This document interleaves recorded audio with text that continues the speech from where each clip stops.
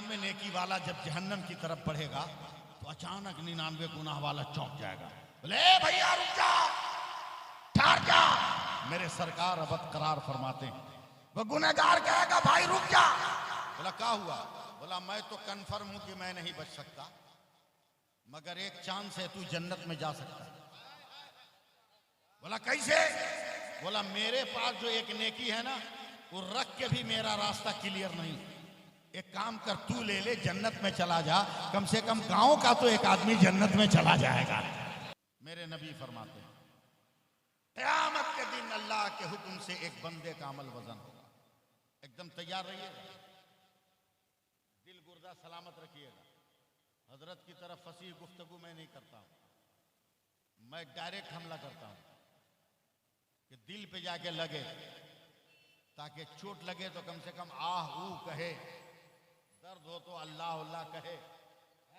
हजरत अमल वजन होगा। अमल जब वजन हुआ तो मुसलमान भी खुश, फरिश्ता भी खुश। तैयार रहिएगा। बंदे ने कहा फरिश्तों क्या हाल है? बोला अबे मुबारकबाद। बोला क्या है? बोला 99 नेकी है, गुनाह तो एक है, एकदम तू बख्शा गया, जन्नत तेरे मुकद्दर में। बंदा भी खुश, फरिश्ता भी खुश। फरिश्ता ने कहा मौला परवरदिगारा, तेरे बंदे के पास 99 नेकियां, एक गुनाह है। अल्लाह फरमाता है डाल दो इसको ले जाके जहन्नम में। तैयार रहिएगा। जुमा की नमाज पे यकीन और भरोसा रखते हो ना कि हमसे बड़ा नमाजी कौन है? हमारे यहाँ तो एक से एक पहुंचा हुआ फकीर है नमाजी में। हाँ हजरत, एक दिन असर के बाद में बैठा था, एक आदमी आया, बोला इमाम साहब चंदा लिख लीजिए 50 रुपया मस्जिद का। हमने कहा रसीद निकाला, कहा नाम? बोला हाजी फला साहब। तो बगल में एक मुक्तदी था, वो भी 10 रुपया निकाला, कहा इमाम साहब मेरा भी लिखिए। बोला नाम? बोला नमाजी फला। तो हाजी साहब गरम, बोले कोई नाम हुआ? नमाजी लिखवा रहा है नाम के आगे। बोला आप हाजी क्यों लिखवा? बोला हम हज किए हैं। कहा बकलोल कहीं का, तू एक बार हज किया तो हाजी लिखवाएगा, हम रोज 5 टाइम नमाज पढ़ेंगे तो नमाजी नहीं लिखवाएंगे। नमाजी नहीं लिखवाएंगे। इतनी लंबी उम्र दिया, सोने की नहीं किया, ले जाओ इसे डाल दो जहन्नम में। फरिश्तों ने कहा चल। कहा रुक जा, ठहर जा, मैं खुदा का हूं, खुदा मेरा है। सुभान अल्लाह, मेरा बाल बच्चा बोलेगा।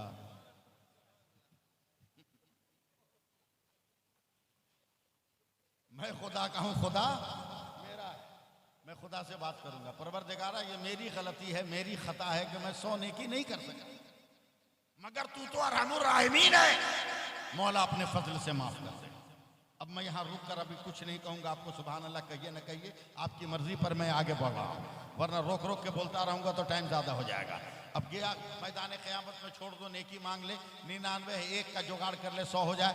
अब्बा पे नजर पड़ी कि अब्बा एक नेकी दे दो। बाप ने सिसक कर कहा बेटा जब कांटों पे नजर पड़ती थी मैं अपना पाँव रख देता था, तुझे कांधे पर बैठाकर मंजिल पे पहुंचाता था, वो मेरे इख्तियार में था, मगर वो मत मांग जो मेरे कशकले अमल में नहीं है। बेटा आगे बढ़। माँ पे नजर पड़ी, माँ एक नेकी दे दो ना। माँ ने सिसक कर कहा बेटा जब तक मेरे कब्जे में था मैं जिंदगी के लहू को सफेद रंग देकर और दूध का नाम देकर तुम्हें पिला पिला कर तेरी जिंदगी और हयात को बचा रही थी, मगर आज वो मत मांग जो मेरे अमल की दुनिया में नहीं है। आगे बढ़ा तो बीवी पे नजर पड़ गई। बोला सारा झंझट झमेला का जड़ यही है, भाई से झगड़ा हुआ इसी के लिए, माँ बाप का घर बदला इसी के लिए, खानदान में दीवारें उठी इसी के लिए, पूरी जिंदगी कमा के दिया इसी बेगम को, जाते हैं उससे मांग के देखते हैं। कहा बीवी एक नेकी, सर उठा के बोलती है चल भाग, अपनी खटिया खुद खड़ी है, तेरी मदद कहां से? अल्लामा नसर साहब चल रहा है पैदल, तैयार हैं आप लोग तो बात पूरी करो। चल रहा है पैदल, एक नेकी एक नेकी एक नेकी एक नेकी एक नेकी एक नेकी एक नेकी, पैदल चलते चलते 25,000 बरस तक वो पैदल चले, मगर एक नेकी नहीं मिलेगी। जख्मों से चूर होकर 25,000 बरस के बाद गिर जाएगा। फरिश्ते कहेंगे उठ, या तो नेकी मांग या जहन्नम में जा। वो तड़प के जमीन पे पड़े पड़े कहेगा फरिश्तों अब नेकी मांगने की हिम्मत नहीं, 25,000 बरस तक पैदल चलकर मांगा, एक नेकी का जुगाड़ नहीं लगा। ले चल, खुदा का हुक्म है, मुझे जहन्नम में डाल दे। फरिश्ते उसको उठाकर जहन्नम की तरफ ले जाते हैं, जहन्नम की तरफ ले जाते हैं। जैसे ही जहन्नम के गेट पर ये गया तो एकदम हक्का बक्का हो गया, देख के चौंक गया जमजम साहब। बोला देख रहा इसके गांव का एक आदमी पहले से जहन्नम के गेट पे खड़ा है। मेरे नबी फरमाते हैं, ये हैरान होके पूछता है, अरे भाई तू यहाँ? बोला हम तेरी तरफ बेवकूफ हैं जो वजन कराने जाएं। बोले क्या मामला? बोला तेरा रिजल्ट देख के मुझको अपना रिजल्ट समझ में आ गया। क्या नहीं समझे? बोला तेरे पास 99 नेकी है तो तुम्हारा ही हाल, हमारे पास 99 गुना है, हम काहे जाए इतना फंसने? हम एकदम परफेक्ट जगह पे खड़े हैं, गेट खुलेगा इंटरी मार लेंगे, तेरी तरह टेंशन थोड़ी लेंगे हम। ये बता तू क्यों आया?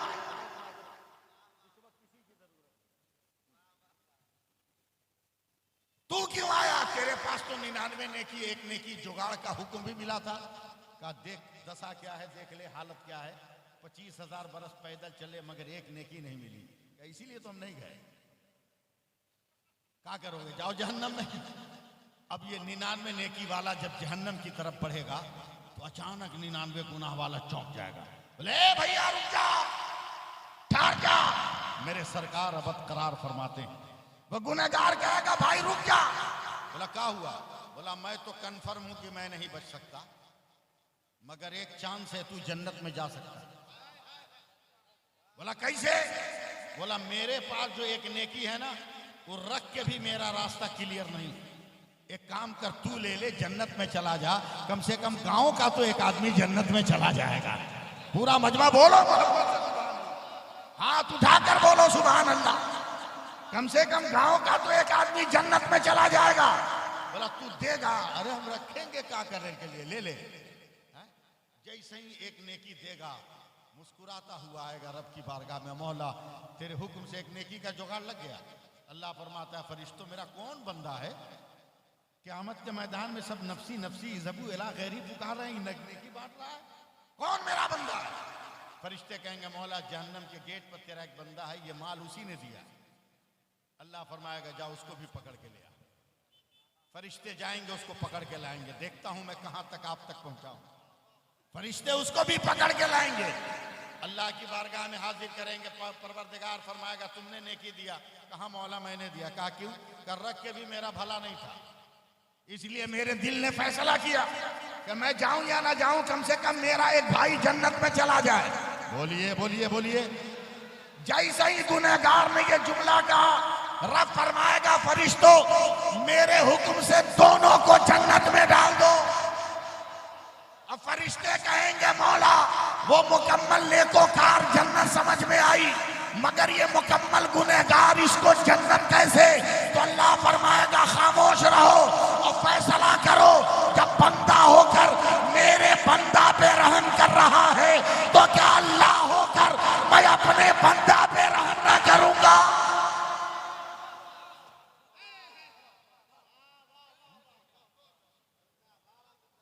इसलिए दुनिया में रहो तो इत्तेहाद के साथ, दुनिया में रहो, इख्तिलाफात का खात्मा करो।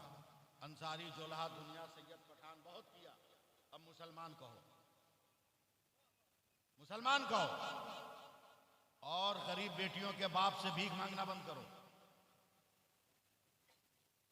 गरीब बेटियों के बाप से 5 लाख लेंगे तो ब्याह करेंगे, मांगना बंद करो।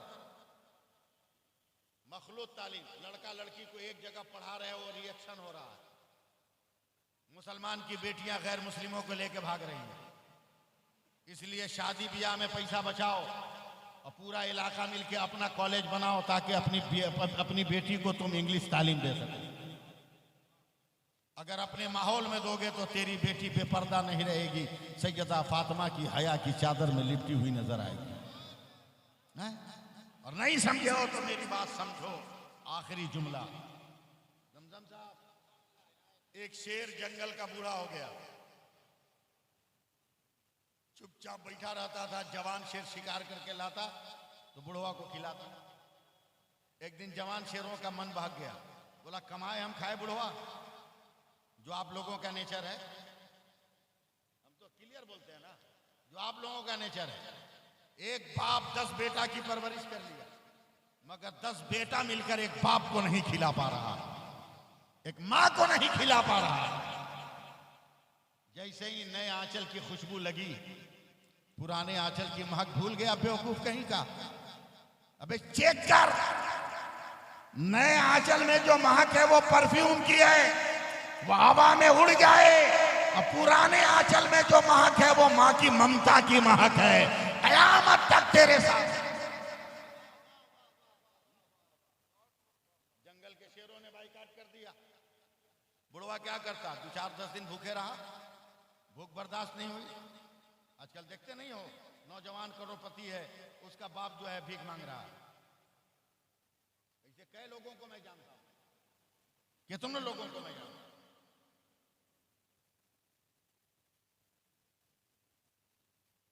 मरता क्या ना करता, बोला अब तो खुद से इंतजाम करना होगा खाने का।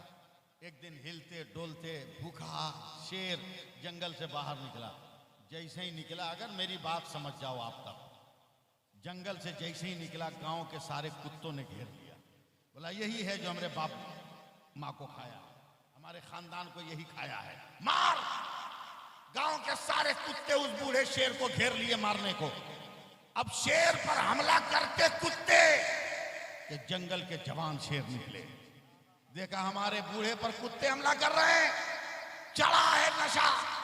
जवान शेरों को कुत्तों पे हमला बोला, सारे कुत्तों को मार काट के भगा दिया।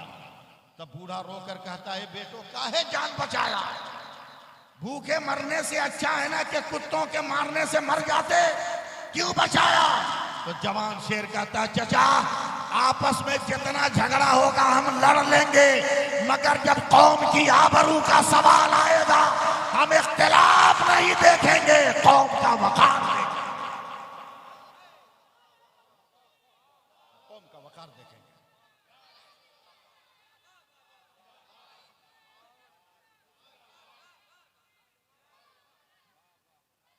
इसलिए सच्चों के साथ हो जाओ, सच्चों के साथ हो जाओ, तेरी जिंदगी कामयाब।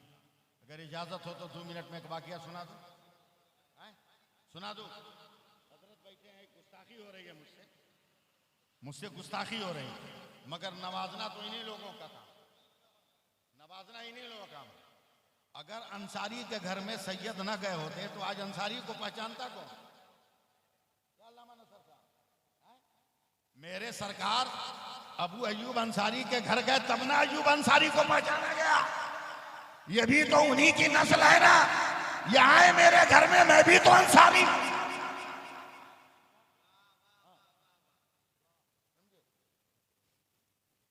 बस एक बात, सिर्फ एक बात,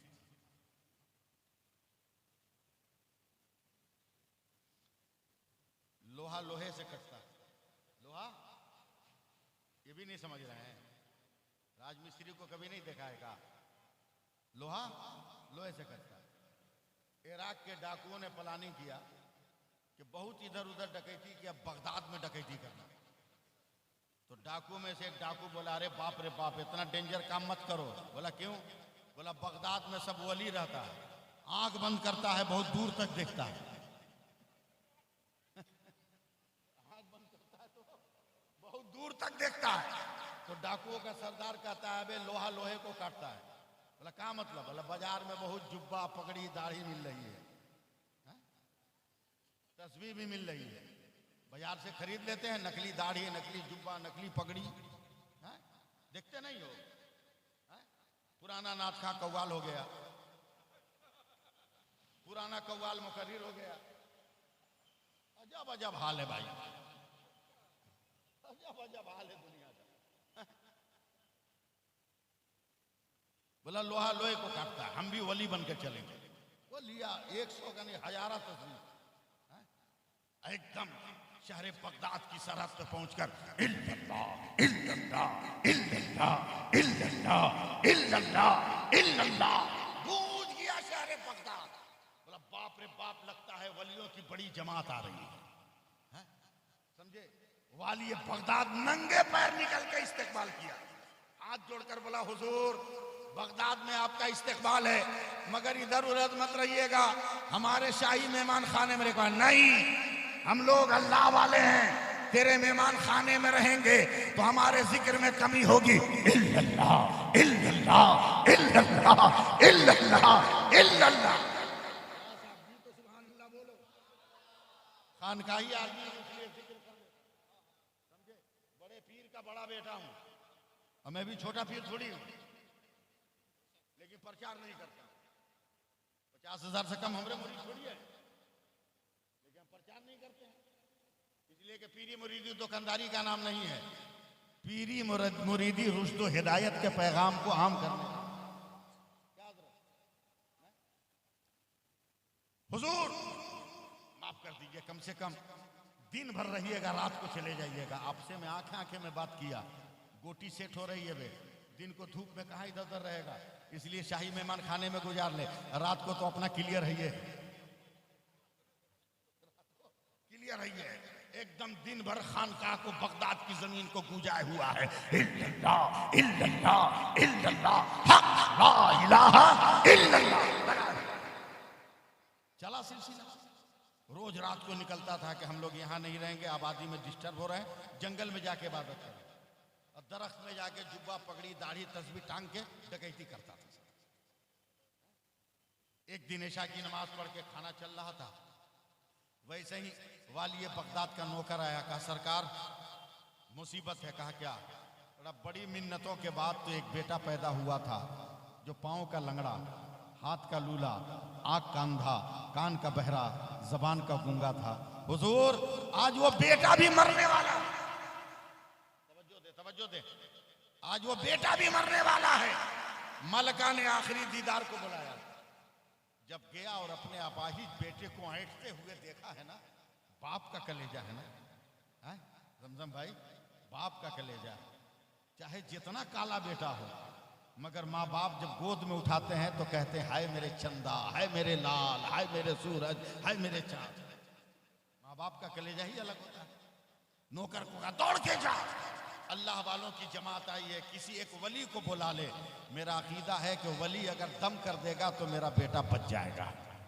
बगदाद वाला है ना, इसलिए वली के दम पर भरोसा है। नौकर गया, बोला हुजूर वाली बगदाद ने बुलाया, ये सिचुएशन है। तो देखा तो बोले खुल जाएगा। डाकू लोग, हम दम करेंगे तो मर जाएगा, हम दम करेंगे वो मर जाएगा, पोल खुल जाएगा, इसलिए डांट, हमारे जिक्र का टाइम है अभी, हम कोई दम नहीं करेंगे। शुरू हो गया, हाँ ला इलाहा इल्लल्लाह। जाने गौसे आजम कॉन्फ्रेंस में बैठे हो, इसलिए एकदम रंग में आओ, समझे? चला गया लोग। हुजूर अल्लाह वाले नहीं आए, कट्ठार मैं आता हूं। आया मेहमान खाने में, सब जा चुके थे। वो गिलास, वो बर्तन देख रहा है जिसमें ये लोग खाना पानी किया था। एक गिलास में थोड़ा सा पानी था, तवज्जो दे, एकदम 2 मिनट भी नहीं लगे, थोड़ा सा पानी था। मुस्कुराकर वाली बगदाद उस पानी को उठा लिया। पैदा हुआ उस वक्त से अब तक आंख नहीं खोला था। बाप गया, एक कतरा पानी एक आंख में डाला, बच्चा आंख खोल दिया। कब बोलिएगा? दूसरी आंख में डाला, ये भी खुल गई। आज तक कुछ बोला नहीं था, मुंह खोल के एक कतरा डाला तो अब्बा अम्मा कहने लगा। बोलिए बोलिए जोर से। अब लपक, अब लालच बड़ी हजरत। तो एक कतरा पानी लेके हाथ पे मला तो हाथ सीधा, पांव पे मला तो पांव सीधा, कान में डाला तो बच्चा सुनने लगा। खुदा का शुक्र अदा किया। फजर की नमाज में इमाम के पीछे वाली ये बगदाद पहली सफ में बैठा है, बगल में आके डाकुओं का सरदार बैठा है और धीरे से पूछ रहा है, वाली बगदाद माफ कीजिएगा, हमारे जिक्र का वक्त था इसलिए हमने आपको टाइम नहीं दिया, आपका बच्चा कैसा है? अल्हम्दुलिल्लाह बहुत अच्छा है। अब तक तो अपाहिज था, मगर आप लोगों के कदमों की बरकत से अब मेरा बेटा चल के आ रहा है आपको सलाम करने। बोला ये कैसे? बोला सरकार गलती माफ कीजिएगा। वाली बगदाद समझ नहीं रहा है, हाथ जोड़ कर बोला सरकार माफ कीजिएगा, आपने तो दम करने से इनकार कर दिया। तब मैं मेहमान खाने में गया, आपका जूठा पानी बचा था, मैं उसको उठाया, एक कतरा आंख में रखा तो आंख रोशन हो गई, जबान पे रखा तो जबान बोलने लगी, हाथ पे रखा तो हाथ सीधा हो गया। बोलते रहिएगा तो मजा आएगा। पाँव पे मला तो पाँव ठीक हो गया।